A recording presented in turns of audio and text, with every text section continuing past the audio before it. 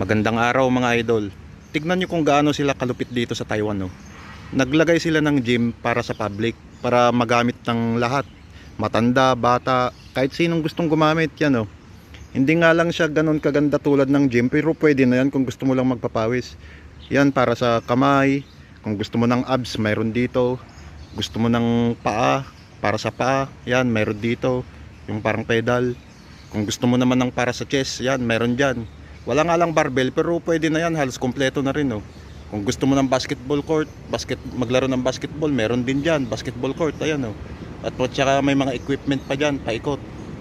So kung ganyan din sana sa Pinas, edi libre sana ang gym. Mahal din ang pumasok sa gym, ha. Pagkatapos itong nakikita nyo yan mga idol, yung flooring yan, hindi yan semento, rubberized yan. Ayan, ang lupit, di ba?